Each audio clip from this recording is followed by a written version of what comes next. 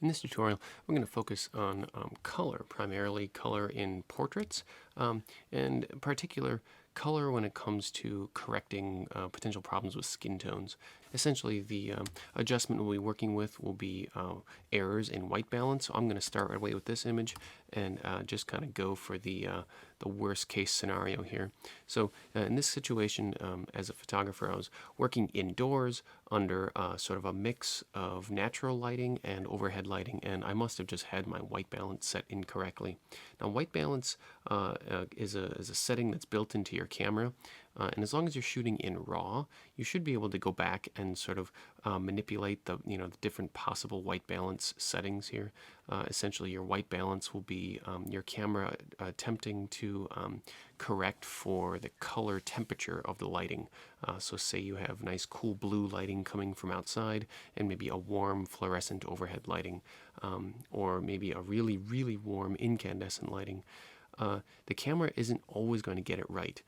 In this situation, I must have been shooting in auto or something and just didn't notice it right away. But it's a really great opportunity to sort of demonstrate how you can do these corrections. So I said before, if you're working with RAW, go ahead and just kind of maybe like toggle through some of the in-camera presets, and you might actually get a significant improvement on what's going on. It can be a little tricky though to know exactly what to look for. So whether we're doing our adjustments here, and I actually don't prefer to do them here, but let's just say, I find one that might be close in here. Let's just say under a tungsten lighting adjustment, I get close. I'm not going to look at, like a paint color on the wall or, maybe the color of somebody's clothing, which are fairly arbitrary colors in an image. I'm going to pay attention to something that is I'm much more sensitive to, skin tones. So look at all the skin tones in this image, and the more you do this, the better you get at it. But I'm looking at the kind of skin tone of this gentleman here right in the middle, and it's a significant improvement over the as shot quality. But even though I'm close with this white balance adjustment, I think the computer has, or the camera has overcorrected for some of those extra warm tones, and he's got way too much green in his skin tone. Now, I also happen to see green in the walls and things, but if your lighting spaces are getting really complicated, you may even have to split tone some of these adjustments and just specifically correct for skin tones and then adjust for everything else separately. But let's just say, in the most basic sense, I'm trying to kind of correct for this, and I'm not having much luck over here in my white balance, or you didn't shoot in RAW and you don't have any sort of in-camera adjustments to make. Instead of jumping right into the hand mixing, which I like to sort of fine-tune my adjustments, let's use the eyedropper tool. So go to the white balance tool, keyboard shortcut for that is I.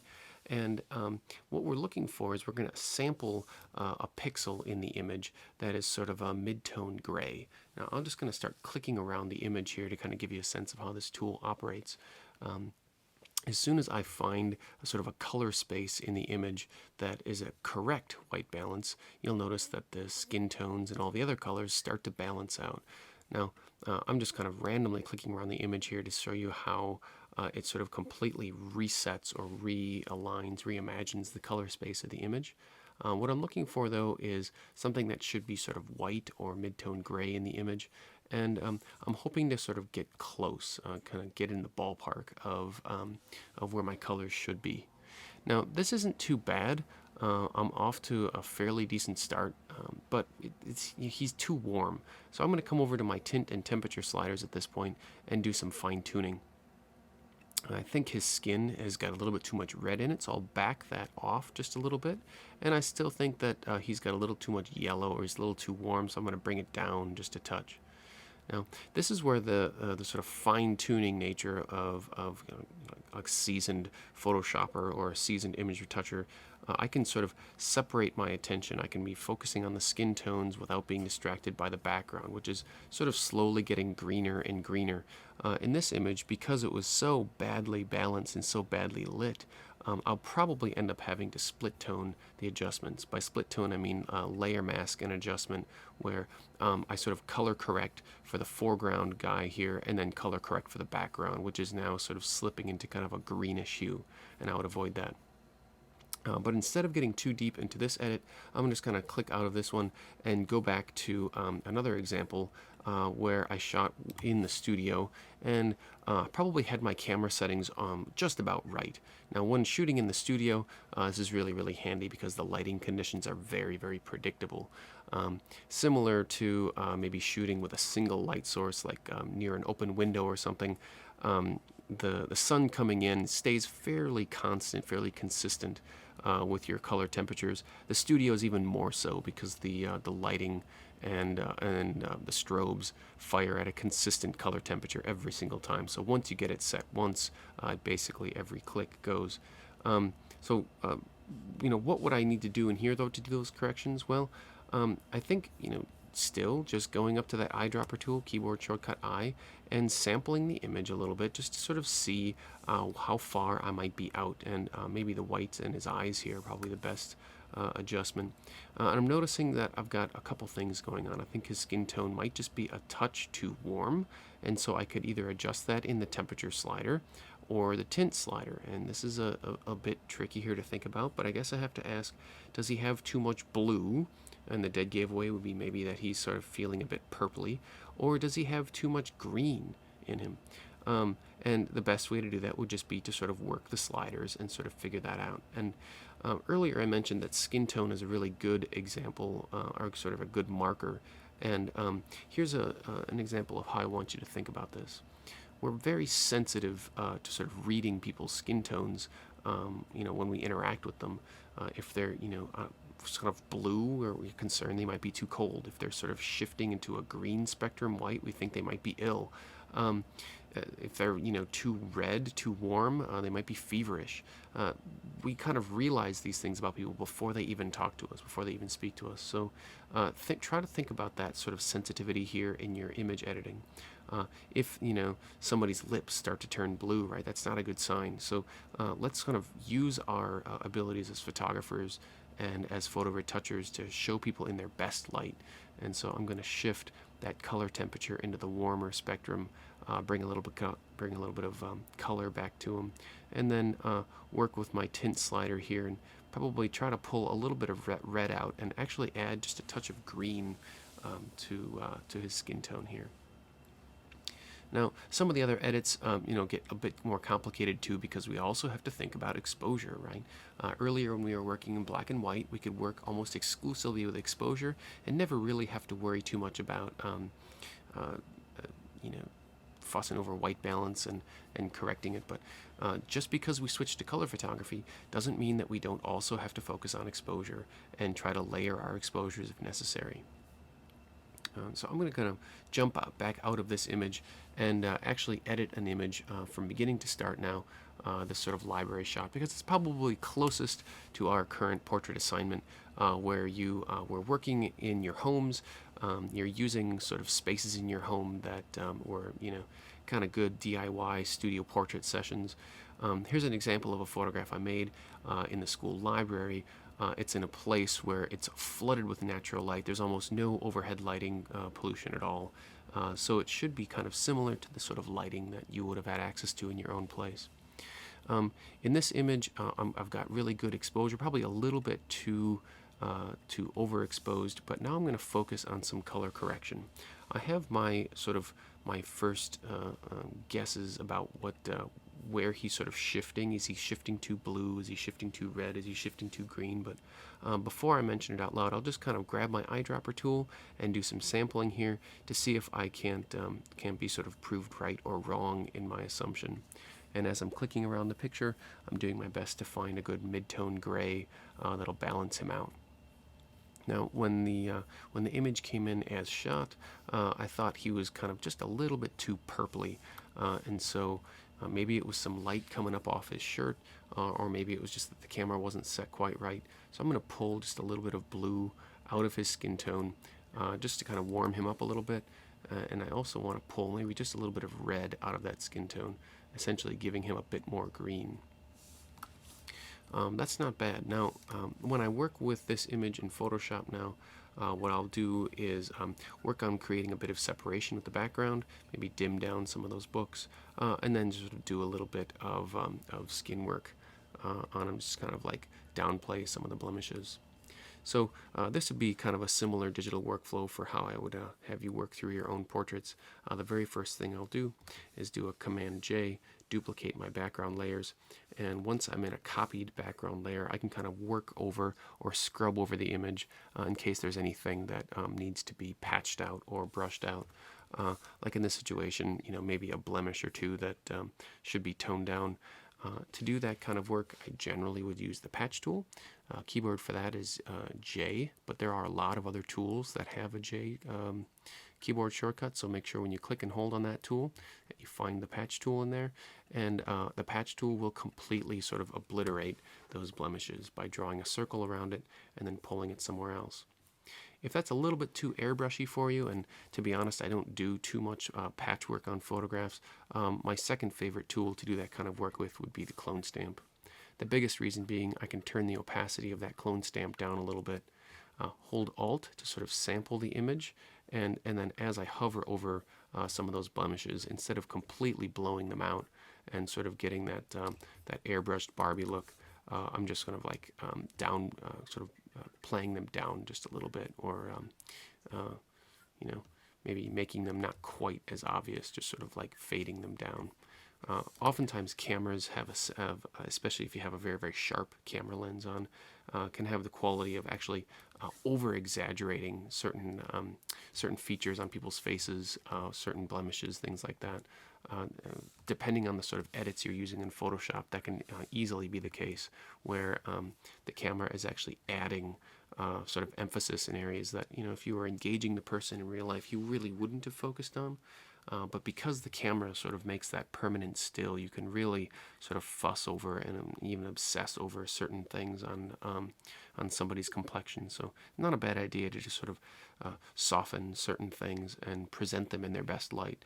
And since you're working with friends and family, right, you have a pre-existing relationship with them, you should have an idea of how best to present them, in a portrait. So once I would work over the whole image and sort of remove any kind of flaws or anything like that that's in the image, I can merge that layer 1 and background layer. The biggest reason I work with a copy in that situation is if I goof in the image anywhere and maybe I overstep my bounds or I go too far, I can, without necessarily having to edit, undo all that work, I could just blend back through with the layer mask into the background. I'll select both of those layers and merge. From here, I might do some sort of large exposure work, and for that I'm going to make a selection of my subject and sort of dim down some of the background books. Maybe the easiest way to grab a selection of my subject here would be to start with the selection tool. Quick selection tool, keyboard shortcut for that is W. Not the magic wand, but the quick select tool. That's going to find his edge, and it may not be a perfect edge selection, but I'll refine it here in a second. So I'm going to kind of grab a hold of him, and right along where his skin or a shirt kind of edges up against the books is the line I'm most concerned about. And this can be kind of a memory intensive selection process, so if it really lags your computer, really bogs your computer down, don't push it. There's other ways that you can brush this in by hand and stuff, but I've got a reasonably good selection around his shoulders and around his head here. Looks like I just missed a bit of a spot around his ear, so I'll come in with my Option key and bump that selection back. Oops, I actually got to come in with the selection first. There we go. So making the selection adds, holding Option subtracts. So these little spots here, right, where I got a little bit too much in my selection around the top of his head and around his ear, all that looks good. Now, when I default to this selection, it's going to be a really hard edge selection. I'm going to come in and refine that edge, or click on up in my control bar up here where it says Select and Mask. And I'd like to just sort of work what I call a hairbrush over each one of these. It's one of these adjustments over here on the left, the Refine Edge tool, keyboard shortcut R. Essentially what I want to do is soften the edge of that selection. If you want yours to look exactly like mine, up here in your properties, click View and switch it to Overlay. That way we're seeing sort of a red overlay. And since I want to kind of soften that edge, I'm going to turn on just a little bit of edge detection. That way the brush has to do even less work. That sort of fines and refines some of these rough selections in here. Now, with my Refine Edge tool turned on, I can actually kind of brush right along the edge of my selection. And if I got, a little bit sloppy or goofy, or if there was anything really complicated, like if your subject has a lot of hair, this is where this tool really shines and refines that edge, kind of blends it in, and is going to camouflage your brushwork significantly. So I'll go in and just do kind of a real sloppy and quick selection here. If I was going to try to kind of really work this up, I might move just a bit more slowly and make sure I'm getting each and every area. The hair is what I was most concerned about, but even sort of down here under his earlobe, I noticed there was a spot that wasn't selected. And since I'm going to do a little bit of an exposure edit on those books, I want my selection line not to feel quite so hard, not to make it feel like it was like cut out of paper or something and stuck in the image. Okay, so I'm going to click OK, and I still have that same kind of marching ants selection line here, but now that I've got it, I noticed a little spot by his elbow here. I want to make sure I grab that. Now that I've got that selection made, I'll go in and add a curves layer and start to work with my exposure. Now, it looks like I'm working with exactly the opposite of what I intended, so I'll click on my mask and do a Command I. Now, essentially, what I wanted to do was create a bit of separation between my subject and the background. I could easily overdo this kind of edit, but I just wanted to show you how that selection was active, right? I don't want to go nuts here, but I do want to kind of pull the books back just a little bit, or pull them down in the exposure, and that has the effect of sort of moving him forward or bringing him forward in the image a little bit. I'm going to end up cropping out the lower part of this image anyway, so I'm not going to fuss too much over my sloppy selection there that cuts right across his midsection. But the selection up here looks okay. It looks like it got a little too dark on this right side, but I'll modify that in a bit. If there are any other edits that I might want to apply here, something like a subtle, really subtle desaturation could also work. Now, desaturation can work a lot like exposure. I'm going to use this same layer mask, and to copy it, I just hold Option and drag it up. And by just very slightly desaturating the books in the background, it has the same effect as turning down the exposure. Sort of pulls my subject forward in the image. These are fairly subtle edits. I'm not trying to get too crazy here, but it just has a way of sort of bringing my attention to the main subject. Similar to how a vignette works. A vignette would sort of darken the corners of the photograph and bring my attention in. By slightly desaturating the background and by slightly darkening the background, I'm able to kind of use that same effect. I'm going to make my shading here not quite so dark. Now, the last thing I might do is just apply some sort of filter. Now, there's a whole system of LUTs and filters built into Photoshop, stuff that feels very similar to maybe a Lightroom experience or an Instagram experience, but I'm not going to go so far there. I sort of like to build my own color edits in Photoshop. But the one that I use just in sort of like very subtle ways might be using a hue saturation colorized filter. And this looks a little strange at first, but follow me here. I'm going to just kind of warm him up just a little bit and add a bit of what I'll call color contrast to his image. Bring the saturation down just a little bit and change my blending mode for that layer to overlay. This is a little extreme, so I'm going to back the opacity of that layer off significantly. And this starts to feel a little bit less obvious, less intense. But now I want to probably only apply that layer to certain parts of him, right? Like, I'm not crazy about what it does to the books in the background. I'm not crazy about what it does to like the kind of patterning in his shirt. But it does add a little bit of contrast in his skin tone that I like. So I'll grab that same layer mask again, the one that I carefully rendered out with my selection. Make sure I invert that mask and bring it in. So I'm starting to get an image that feels a little better to me, and I'll fine-tune my layer mask with a brush now and pull out some of these areas. But when I'm working with a portrait, maybe it was sort of obvious as I was working here. I'm being fairly subtle in my approach. I'm hoping that the majority of the work is done by my subject. I'm hoping that the majority of the work was done on site with the lighting in the camera. And then when I come into Photoshop, I'm really just trying to kind of fine-tune or sort of soften any one of the flaws that may have been in the frame to begin with.